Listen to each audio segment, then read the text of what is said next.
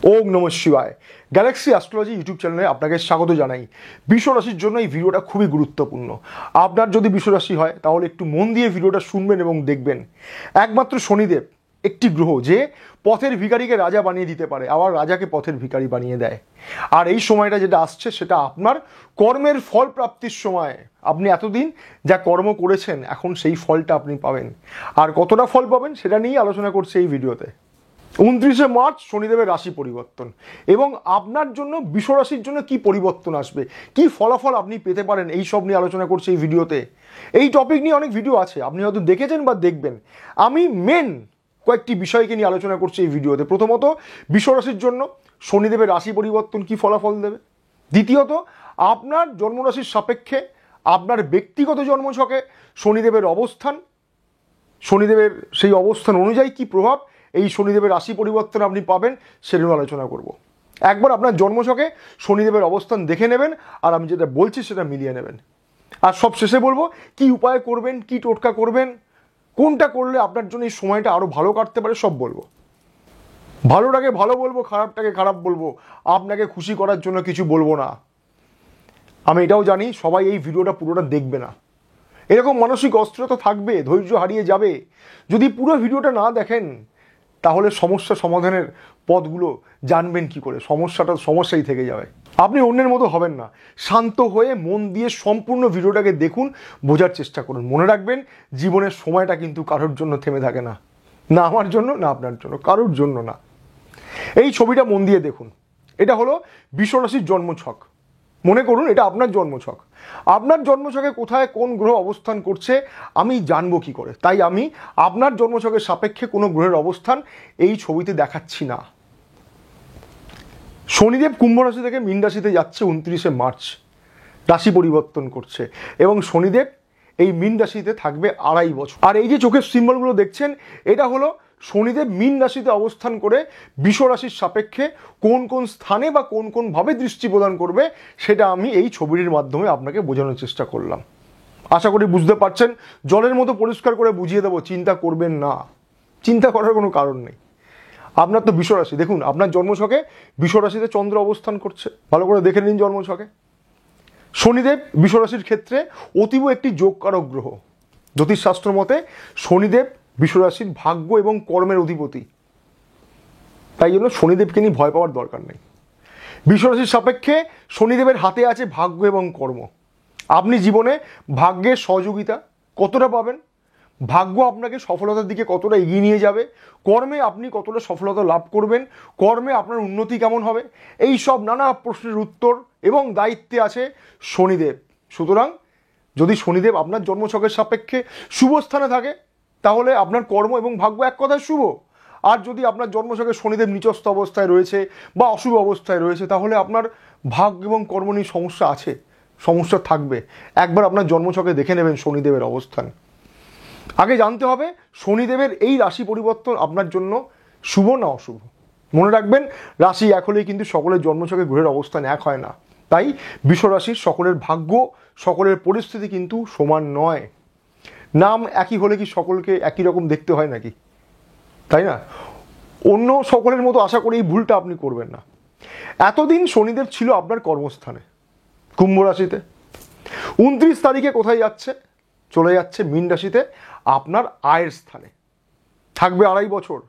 সুতরাং মীন রাশি হলো আপনার আয়ের স্থান, উন্নতির স্থান, সফলতা প্রাপ্তির স্থান। আর শনিদেব আপনার ভাগ্যের অধিপতি চলে যাচ্ছে সফলতা প্রাপ্তির স্থানে, আয়ের স্থানে, উন্নতির স্থানে। কারণ শনিদেব দুটো জিনিস দেখছে, আপনার ভাগ্য এবং কর্ম। তো ভাগ্য চলে যাচ্ছে লাভের জায়গায় আর কর্ম চলে যাচ্ছে আয়ের জায়গায়। কর্ম করেই তো আপনি রোজগার করবেন, তাই না? আর এই যে সময়টা আসছে সেটা হলো আপনার কর্মের ফল প্রাপ্তির সময়। আপনি এতদিন যা কর্ম করেছেন এখন সেই ফলটা আপনি পাবেন। কিন্তু প্রশ্ন হচ্ছে এই ফল প্রাপ্তি আপনার জন্য কতটা শুভ হবে, কতটা আপনাকে গুড রেজাল্ট দেবে। আলোচনা করছি একটা জিনিস যেটা আপনাকে বলা খুব দরকার। আগে তো জানতে হবে শনিদেব আপনার জন্মছকে শুভ না অশুভ। দেখুন যদি শনিদেব আপনার জন্মছকের সাপেক্ষে মেষ রাশিতে অবস্থান করে, তুলা রাশিতে অবস্থান করে, ধনু রাশিতে অবস্থান করে তাহলে শনিদেব আপনার জন্য এক কথায় শুভ নয়। আর যদি আপনার জন্ম রাশিতে, মিথুন রাশিতে অথবা কন্যা রাশিতে অথবা মকর রাশিতে, কুম্ভ রাশিতে বা ধনু রাশিতে শনিদেব অবস্থান করছে, তাহলে শনিদেবের এই অবস্থানটা আপনার জন্য শুভ। যদি শনিদেব আপনার জন্মরাশিতে শুভ অবস্থানে থাকে, তাহলে এই সময় আপনার কর্মভাগ্য ভালো। শুরুতে বলেছিলাম এখন আপনার ফল প্রাপ্তির সময়, যেটা বললাম সেটা মিলে যাবে, যেটা বলছি সেটা মিলে যাবে। কর্মক্ষেত্রে আপনার লক্ষ্য পূরণ হবে, কর্মক্ষেত্রে আপনি সফলতা পাবেন, আয় উন্নতি বাড়বে, আপনার দক্ষতা, আপনার অভিজ্ঞতা আপনাকে সফলতার চরম সীমানায় নিয়ে যাবে। আপনি কর্মক্ষেত্রে প্রচুর সুযোগ পাবেন, উন্নতি আপনার হবে।